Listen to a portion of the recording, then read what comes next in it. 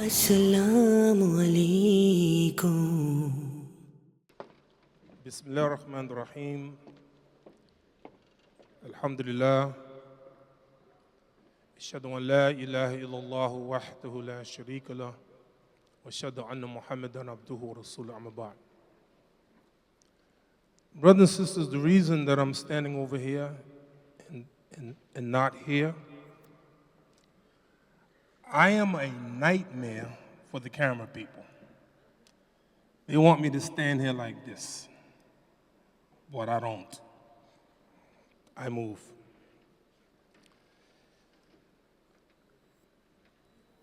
This afternoon,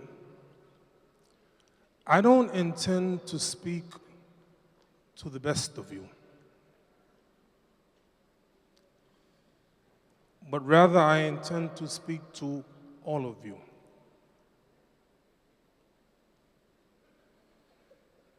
I remember once the Prophet, peace and blessing be upon him, held out his hands and said, Allahumma ummati ummati wa baka. He said, Oh Allah, my ummah, and he started to cry. Allah Ta'ala said, Ya Jibreel, اذهب إلى محمد فأسأله ما يبكيك. Oh Jibreel, go down to Muhammad and ask him, why is he crying? You know why he's crying? He's crying for you. And you. And you. And you. And you. And you. And so this afternoon, I want to talk to all of us, every extreme. I don't want to leave one Muslim behind. Sheikh, I was in a city in America called Pittsburgh. And Pittsburgh has a name, a nickname. It's called the City of Bridges. 1,194 bridges in the city of Pittsburgh. I was given a talk, and when I give a talk, I like to look at the people. I want to see who I'm speaking to. And I noticed as I was speaking, everybody in the place was looking at me, except one table to my left. Not one of them was looking at me. About 10 people in the table, not one looking at me. So I followed their eyes. I wanted to see what were they looking at. And I noticed to my right was an interpreter for the deaf people because they couldn't hear. They're not like you and I who go to Salatul Jum'ah and hear a khutbah. So they heard me through the interpreter. Allah is concerned about everybody. I was in South Africa and I visited a school for the blind. Muslims reading the Qur'an from Braille. Concerned about everybody. I was in the airport in Atlanta, Georgia recently. And as I was going through security, I noticed a security guard with a dog. And the dog was smelling everybody. It smelled me. And I was fascinated watching the dog and the security guard. And as I noticed, there was one man that this dog was interested in. He started making noise, and he sat in front of the man and he was barking. and I know that the dog found something. And it happens that the security guard was a white man, and the man who the dog smelled was a black man. So I took out my social media. I want to catch this. They're going to beat this man down. And I want to capture it. And as I was watching, waiting for the security guards to come out to beat him, as I was waiting, I noticed that the man started laughing. He was laughing, and then he walked out of the area, and I knew what happened. Every once in a while, they'll send a plant to put something on the person to see if the dog is alert. Why say that? The greatness of Allah, the Almighty. Alam taraw anna Allah sakhara lakum ma fis samawati wa ma fil ard. Don't you see that Allah has subjected everything in the heavens and earth for you? So the dogs, Allah created the dogs for us. Did you know that we are so unique as human beings? Our fingerprints are different. 7 billion fingerprints different. Our voice different. Handwriting different. And did you know our smell is different and unique? Allah made us that way. What a creator. 7 billion people with 7 billion different smells. Do you know right now they're training dogs to smell the breath of a human being to see if they have cancer? Why say that? Allah has made us different. Everybody is not the same. And no wonder Allah said in Qur'an, وَلَوْ شَاءَ رَبُّكَ لَجَعَلَ النَّاسَ أُمَّةً وَاحِدَةً وَلَا يَزَالُونَ مُخْتَلِفِينَ. If it were the will of Allah, He would have made everybody the same, but they will not cease to differ. Why say that? Today, my short talk, I want every one of us here, no exceptions, to take a look in the mirror. Have you ever heard the term, كيف حالكم? You heard that? كيف حالكم? Yes? What does it mean? Everybody said it means, how are you? It does, but it doesn't really mean that. The word hal in Arabic language means condition. It means circumstance. So when you ask somebody, kayfa halukum, what's your circumstances, what's your condition, because Allah always responds according to your circumstances. So today I want us to take a look at ourselves. For instance, Islam is not a utopia. It doesn't believe in a utopia, an ideal state. Things are real, people real, and we go from one extreme to another. I give you an example. قال رسول الله صلى الله عليه وسلم المؤمن قوي خير وحب إلى الله من المؤمن الضعيف وفي كل خير.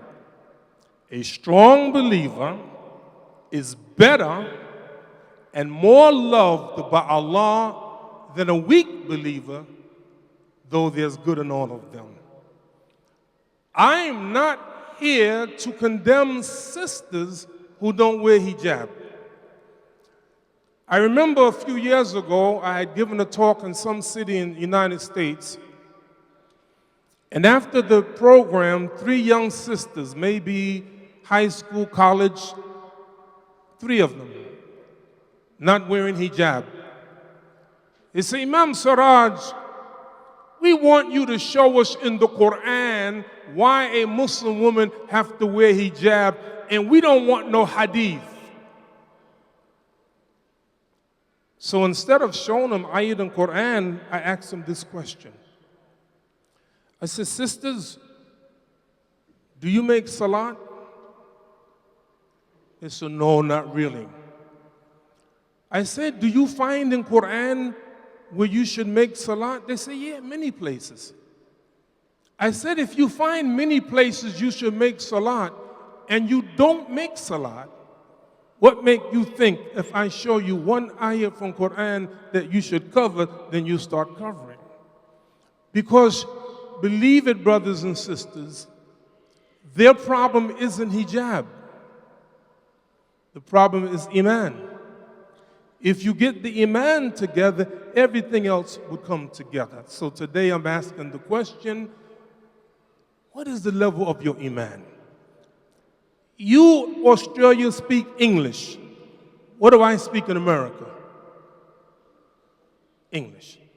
But I'm not sure if your English is like my English, so I need your help. Would you help me? Okay. How many of you drive a car? Raise your hand. Okay. Question. There's an instrument in your car that measures how fast the car goes. What is it called? Speedometer? Speedometer? No? Speedometer. Okay. There's an instrument in the car that tells you the distance that the car has traveled. And what is that called? Odometer? Yes. Yes. Odometer? If the speedometer can measure the speed and the odometer can measure the distance, question. What is that instrument that measures your iman? Can I tell you? It's called an imamometer. No, I'm serious. Measure your iman. Islam is not a utopia.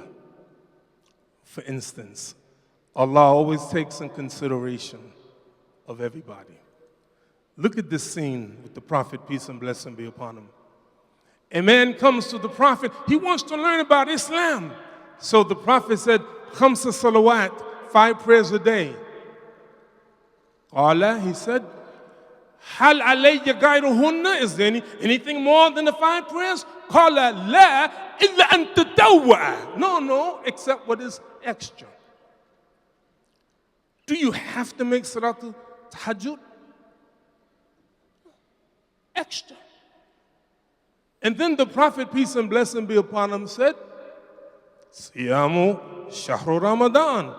Fasting in the month of Ramadan. Qala hal alayya gayruhu. Is there anything more than that? Qala la illa an tatawwa.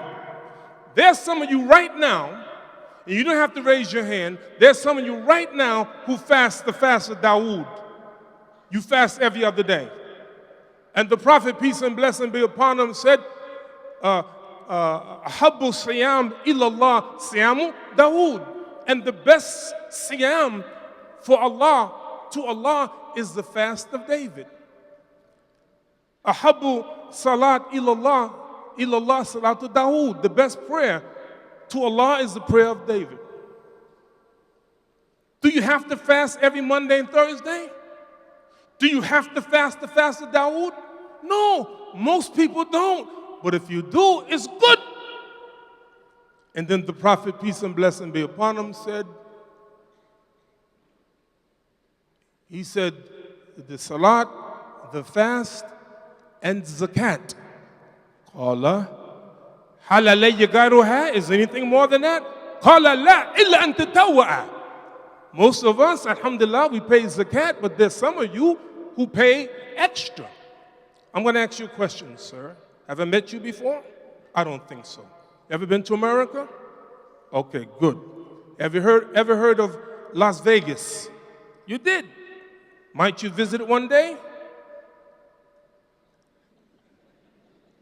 I love you, man. I've been to Las Vegas, Sheikh, many times. There are many masjids in Las Vegas. And they say, what happens in Vegas stays in Vegas. How you know that? How you know that? Anyway, in Vegas, the next time you go there or Google, I want you to check out a masjid called Masjid Ibrahim. Masjid Ibrahim is famous in Las Vegas because it's the first masjid in America built entirely by an American Muslim woman, Hasibullah. She said, I don't want no fundraisers. I want to build the masjid. She was a pharmacist. Her husband had died. She invested her money in real estate. And she took out of her pocket $3 million to build the masjid. Do you have to do that? Do you have to do it? Do you have to do it? Do you have to do it? No. Extra. So the man, he turned around and said, Wallahi, la azidu ala hadha wa ma ankuhu minhu. I swear by Allah, I'm not going to increase nor decrease. قال رسول الله صلى الله عليه وسلم أفلح إن صدق. He will be successful if he's telling the truth. What am I saying? Islam is a big circle. Make sure you're in the circle. I'm not going to deny you because of your weakness. Strong iman, weak iman, and all between. Give me one or two examples. قال رسول الله صلى الله عليه وسلم من رأى منكم منكر فيغيره بيده. Whoever sees an evil, let him change it with his hand. Our masjid, Masjid al-Taqwa, in 1988, Allah blessed us to close down 15 crack houses, 15 drug houses on the block of our masjid. Everybody can't do that. I don't expect everybody to do that. And whoever cannot change it with his hand, change it with his tongue. If you can't change it with his tongue, change it with his heart. وَذَلِكَ الْعَدْوُ الْإِيمَانِ. This is the weakness of faith. But it's faith. We don't deny that it's faith. That is not faith. So now, brothers and sisters, let me get to the crux of what I wanted to say, and I'm going to finish.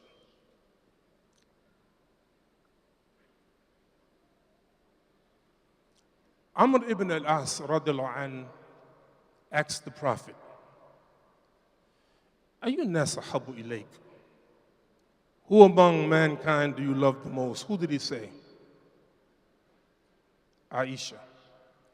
قلت, he said, I said, من الرجال. قال أبوها, her father, Abu Bakr. قلت, I said, ثم من? Then who? Umar.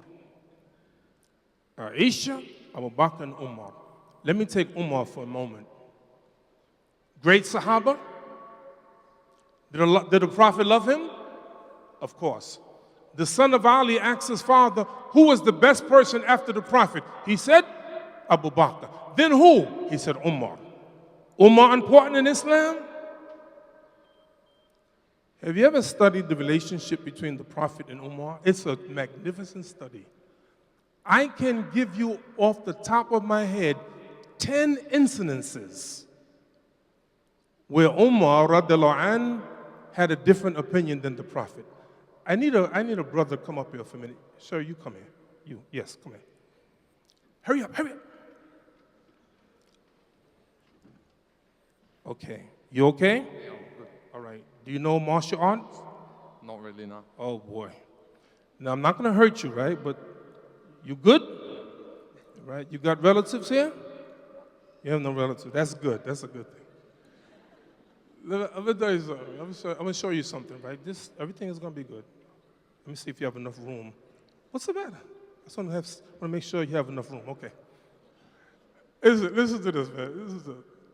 I love this deen. Wallahi, I love this deen Allah loves us. The Prophet ﷺ really loved us. I remember once reading in the Quran, Allah mentions, Surah At-Tawbah, استغفر لهم ألا تستغفرهم إن تستغفرهم 70 مرة فلا يغفر الله لهم. Ask Allah's forgiveness or do not ask Allah's forgiveness. If you ask Allah's forgiveness 70 times, Allah will not forgive them. True? In the Quran? Okay. The context of that, Allah is speaking about the munafiqun, the hypocrites. Okay? So this verse is revealed. Abdullah ibn Ubay ibn Salul comes to the Prophet, peace and blessing be upon him, says that my father has died. Can I have your shirt to shroud him? And Jabir said about the Prophet alayhi salatu wasalam, ما سئل رسول الله صلى الله عليه وسلم شيء قط فقال لا. Prophet never said no. So the Prophet actually gave him his shirt. Ordinarily, I would say, take your shirt off and give it to me, but I'm not going to do that now, right? You good? Okay. And then he said, could you lead my father in Salatul Janazah? And the Prophet stood up to lead the Salat.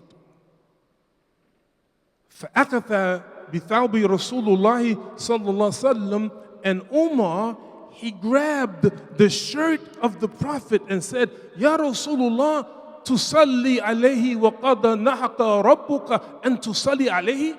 Are you going to pray over him when your Lord has prohibited it? And Umar kept talking to the Prophet and talking to the Prophet and talking to the Prophet. And the Prophet led the Salat. You did good, see? Painless, right? Did he do a good job or not?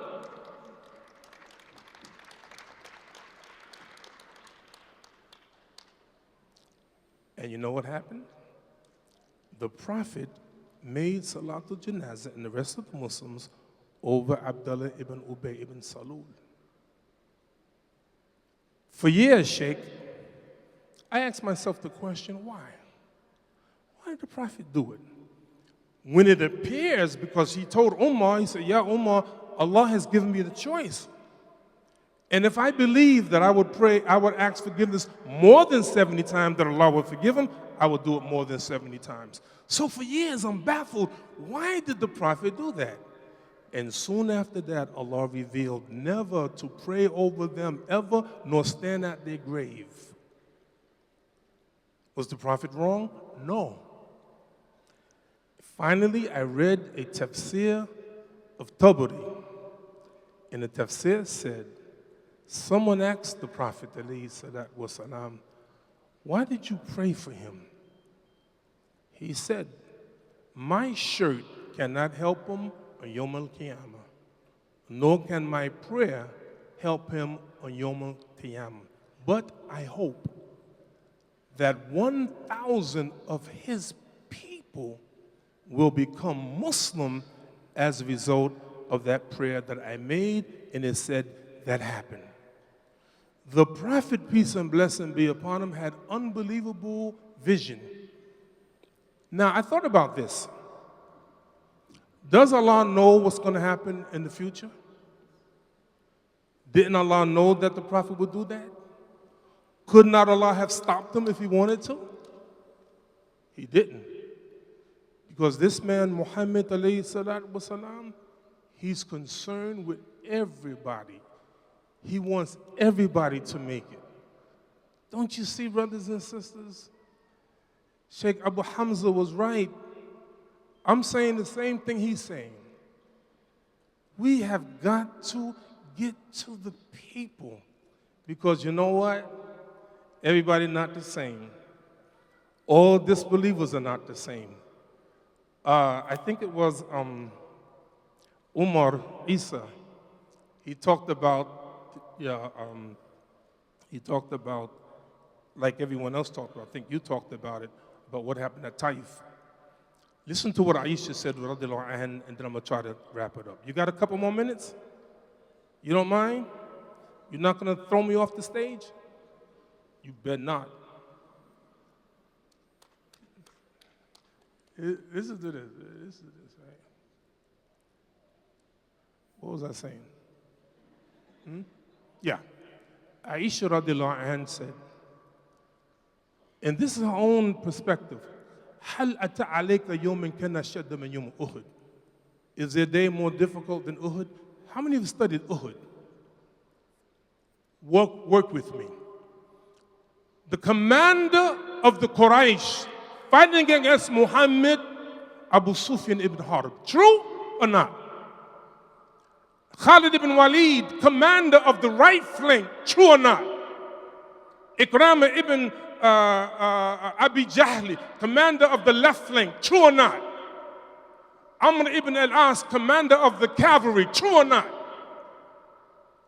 Every one of them in this great battle wound up becoming Muslim.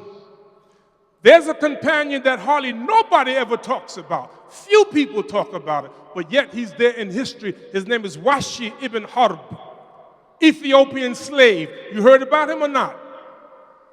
He's famous for doing what? Killing the uncle of the Prophet, Hamza, radiallahu anhu. He didn't have no beef with Hamza. He had no beef with the Prophet. He had no beef with the Muslims, except his master say, if you kill Hamza, I will free you. So during the battle of Uhud, he was watching Hamza. He was following Hamza. And when he got a chance, he killed him. And when he killed him, he walked off the battlefield. Because he ain't got no beef with the Prophet. You know what I mean by beef? You know what I mean by beef? I ain't talking about the food you eat. And so look at this. He becomes Muslim too, at the hand of the Prophet, peace and blessing be upon him. And listen to what the Prophet asked him.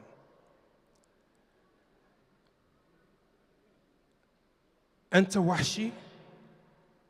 Are you Washi? Qala, na'am, yes. Qatalta Hamza? Did you kill Hamza? He said, it is as you have heard, yes. And the Prophet made a very unusual request. He said, can you hide your face from me? It's Bukhari Hadith. Can you hide your face from me? Can you imagine Sahaba always wanted to be around the Prophet? But this man, Washi, every time the Prophet was around, he would get lost. He didn't want to be around the Prophet. Why?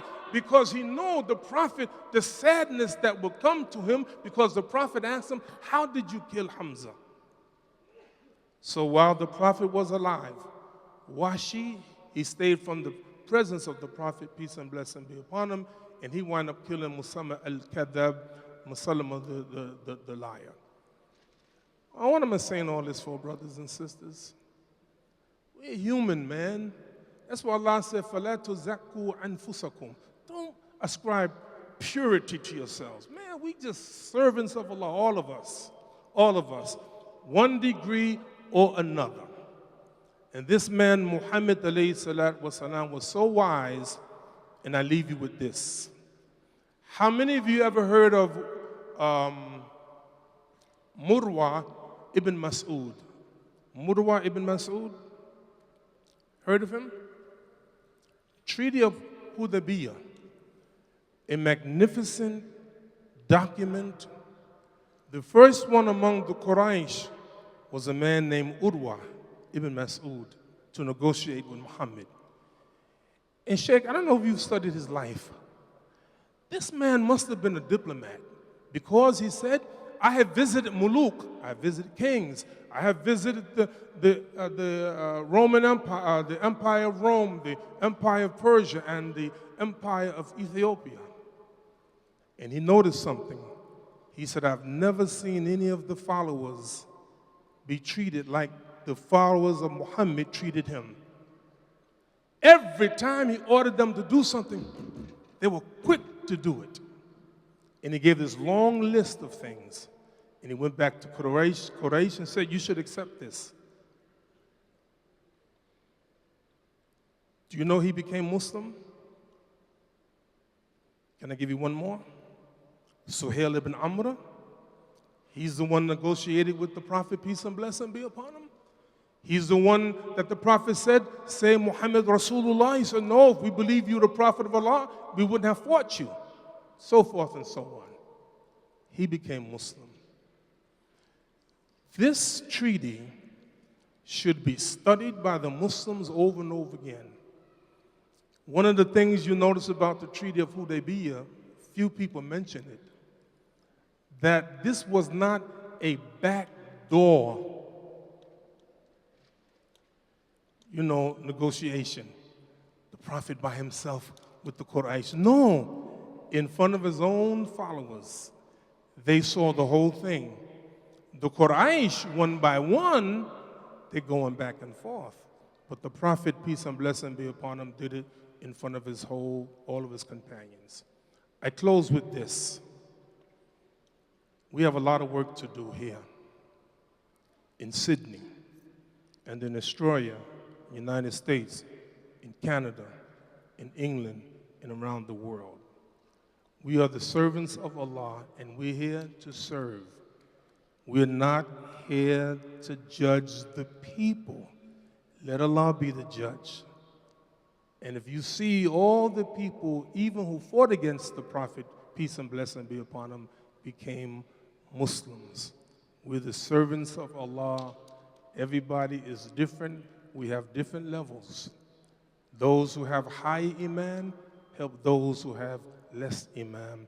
May Allah bless you, bless this conference, and I make dua, Allahumma inni a'udhuka min ilmin la yanfa'u. I seek refuge with you from knowledge that doesn't benefit. May you get knowledge at this conference and go home and be a better Muslim, be a stronger Muslim. Thank you. Assalamu alaikum. We are one ummah who should stand with each other through all the highs and lows.